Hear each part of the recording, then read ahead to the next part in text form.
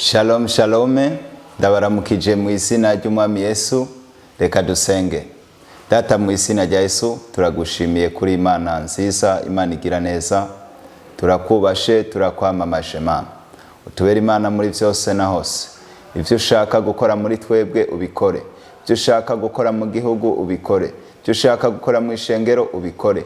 Kuko Imana ishobora byose, ataco kunanira kandi atacoza ibiri imigambi yawe. Mu izina ry'Umwami Yesu, amen.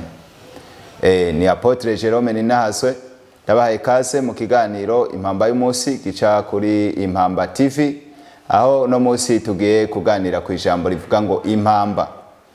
Rero impamba n'amajambo tugomba tuvugane ko twisunze rino jambo dusanga mu gitabo ca Luka igice ca 11 ku murongo wa 2 n'uwa 3. Turasoma mu izina rya Yesu.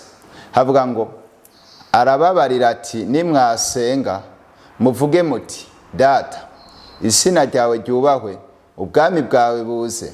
3 havuga ngo imisi yose uduhe ivyo kurya vyayo, amen. Rero ni rino jambo impamba tugomba tuganire ko, na cyane cyane twisunze no murongo uvuga wa 3 uvuga ngo imisi yose uduhe ivyo kurya vyawo, amen.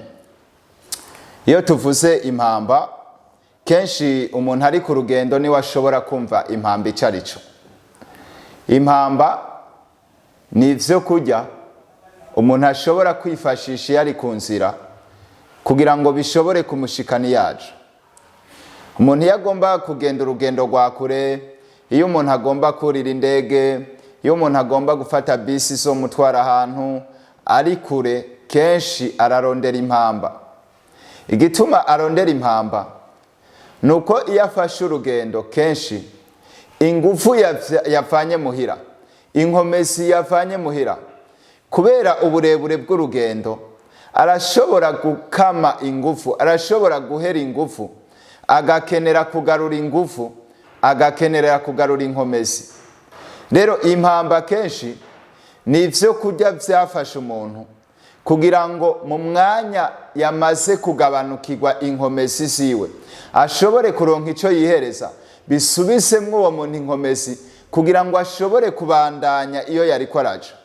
Iyo tuvuze uko rero impamba mu majambo make nuvuga ngo impamba ikenerwa kubera yuko birashobora gushika umuntu agahera inkomezi atarashika aho yaragiye. Iyo rero umuntu wese yitwaje impamba, ni gake umuntu yitwaza impamba azi neza ko inkomezi afise ahagurukanya havuye ziza kumushikana yagiye. Mugabe yazi yuko urugendo rwiwe ari rurerure, akamenya yuko aza gukenera izindi nguvu mu nzira, aca yitwaza impamba kugira ngo aronke imbaraga zo gutuma aza gushika iyo yaragiye ibintu bikimeze neza. Rero reka nshimire abantu bateguye kino kiyago citwa impamba y'umusi, bakazana n'impamba TV. Kubera iki?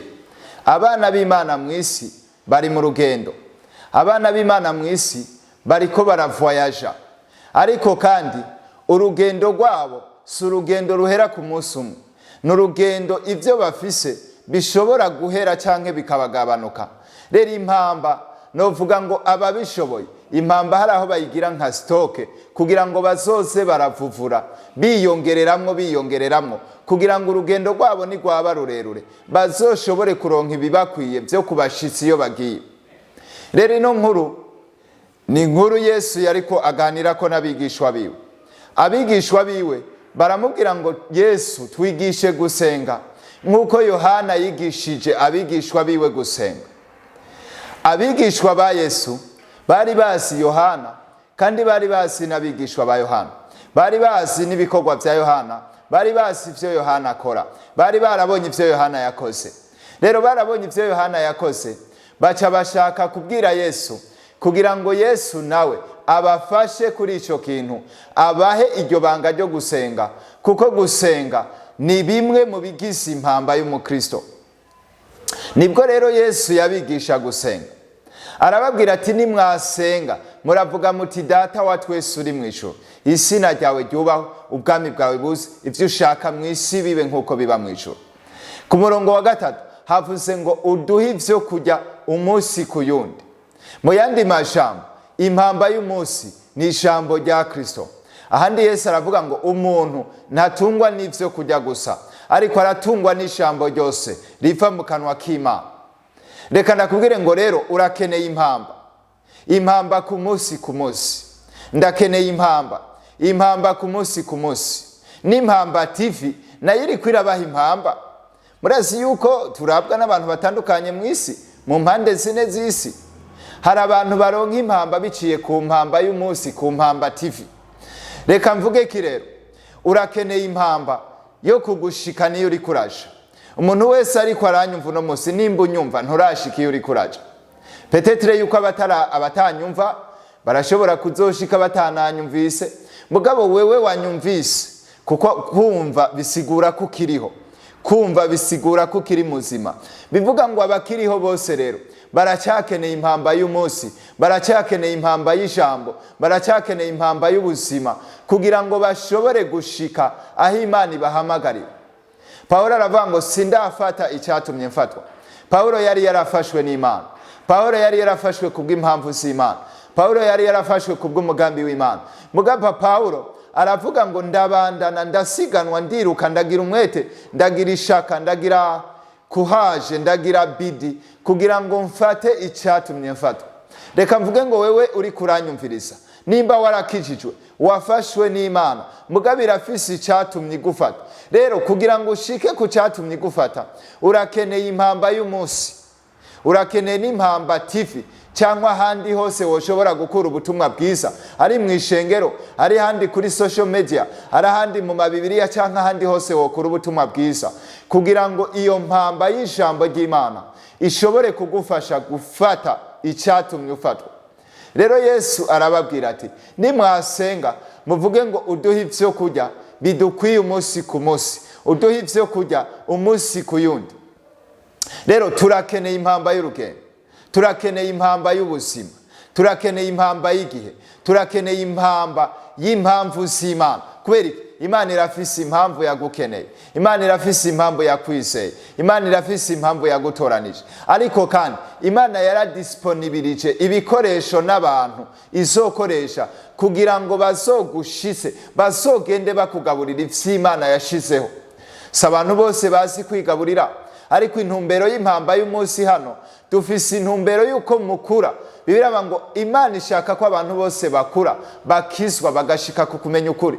Intumbero y'impamba TV, intumbero y'impamba y'umunsi, intumbero ya kino kiganiro nuko abantu mutwumviriza, mukura, mugashika ku kumenya ukuri. Uko kuri kukabaha kwidegembya, kandi namwebwe mukaba abantu bashobora kubibikoresha Imana icako kugira ngo ishobore gutanga impamba ku bandi bantu. Imana yaratanze impamba y'ijambo, mugabo kandi Imana kugira ngo yihishurire Abisirayeli yaraca kuri Mose. Si Mose yatuma Imana ikora, mugabo Imana kugira ikore yari ikeneye Mose. Imana yari ikeneye abakozi bayo mu isi. Imana yari ikeneye Aroni n'abahungu biwe. Imana yari ikeneye Samuel. Imana yari ikeneye abo yagira gutoranya ba Yesaya, ba Yeremiya n'abandi bose. Nkuko uno munsi Imana igenda itoranya abantu, twebwe Imana yaraduhagurukije, mwebwe mudukurikira Imana yarabahagurukije, hari n'abandi izogenda ihagurutsa. Kumbure hari n'uwundi ariko aranigana n'ijwi ko Imana imuhamagara. Mugabo kandi muri abo bantu Imana yashizeho hari mwaba Imana yatanguje imbere. Murazi bino bikorwa cyangwa buno buzima na runo rugendo, reka dufate akarorero ko twobigereranya n'abajya abantu basiganwa bakina inkoni.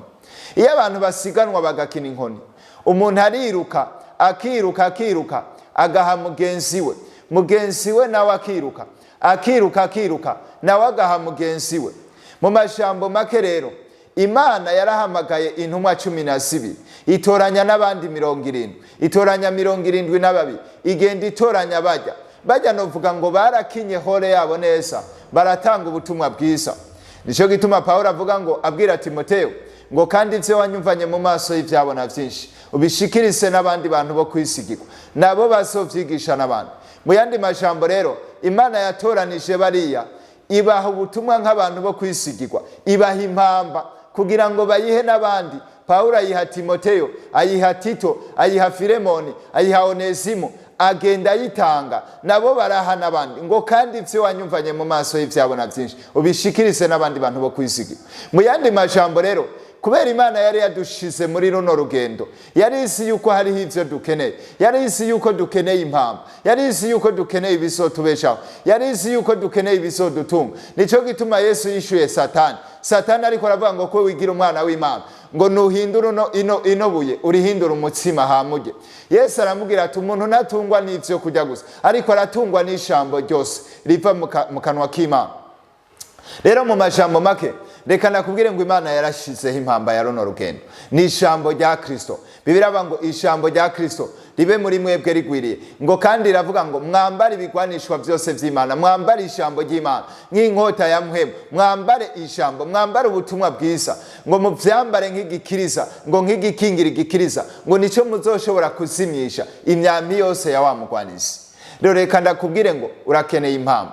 Hari impamba y'ubuzima, hari impamba y'urugendo, kandi Imana hari abantu yahagurukije. Imana yarahagurukije abashizeho runo rubuga rwitwa Impamba TV, no mu kiganiro Impamba y'umunsi igenda ihagurutsa n'abakozi kugira ngo bazane ubutumwa bwiza hano n'ahandi hose mushobora kuburonka, kugira ngo ivyo bibabere impamba. Imana irabwira Mose ngo bwira Abisirayeli batekere impamba, kuko inyuma y'imisi ngaha nzobakura muri kino gihugu. Rero urakeneye impamba, ndakeneye impamba, turakeneye impamba. Bino vyo dusaba kanya. Muri definisiyo y'impamba, ni ikintu gishobora kubeshaho umuntu mu gihe ataraho yategerezwa kuba, ni ikintu gishobora kubeshaho umuntu mu gihe atariwe. Murazi iyo umuntu ari muhira nta vy'impamba abakeneye, mugabo kubera yafashe urugendo arakenera impamba. Rero definisiyo novuga ngo impamba ni ikintu kigushoboza kubaho aho utagomba kuba, ni ikintu kigushoboza kubaho mu karere atari gwawe. Rero impamba ni ikintu kizodufasha kubandanya turiko turaja aho tugomba kuja, mugabo kandi tuvuye aho twashizwe, mugabo hagati yaho tuvuye naho tuja hariho urugendo. Rero Imana yaduhaye ibintu kubera aho turi atari wacu, kuko biraba ngo twicaranye na Kristo ahantu ho mw'ijuru. Rero Imana yaduhaye impamba izodufasha, tuzogenda dukurako kuri iyo stock, tuzogenda tuvuvura, twironkesha canke turonka ibidutunga gushika dushitse aho Imana yatugeneye. Rero Imana ibahezagire. Reka nsengera umuntu wese impamba yiwe yari yagabanutse. Hari abantu badukurikirana kubera ibivuna umutima bacamo, bavuze canke badendebukiwe. Reka ndakubwire ngo haracyariho impamba. Impamba biraba ngo amazi y'ubugingo, inzuzi z'amazi y'ubugingo abizeye Kristo sizotemba ziva mu nda yabo. Reka mvuge ngo hariho impamba Imana yatanze. Data, ndasenze mu izina rya Yesu, ndasengeye mwene data, stoke yiwe y'impamba yari yaheze, ariko ndasenze ngo usubire umwuzurize Mana, umwuzurize mu izina ry'Umwami Yesu. Abakobwa b'abanyabwenge n'ibicucu, abanyabwenge bari bitwaje amavuta ya reserve yo gusubiza mu macupa yabo. Reka ndakubwire ngo Imana ntiyakurese uko, yaraguhaye impamba ya reserve yo kongeramo kugira ngo uburyohe busubire kugaragara mu rugendo. Mana, ndasenze uno muntu urugendo rw'agakiza uburyohe bwariko burahera, ndamusengeye mu izina rya Yesu ngo usubire umwuzurize stoke yiwe kugira ngo ashishikare gusiganirwa no kubandanwa, kugira ngo nawe nyene azafate icyatumye afatwa. Bahezagire, ubakomeze, ubakorere n'ibiruti bimvuze, kuko uri Imana yumva hirya yibi kandi ushobora no gukora ibiruti ivyo dusenga mu izina ry'Umwami wacu Yesu Kristo, amen. Inimero yanje n'akamenyetso ko guteranya 257 79 200 942. Musangiza abandi ubutumwa bwiza. Imana ibahezagire cyane, murakoze.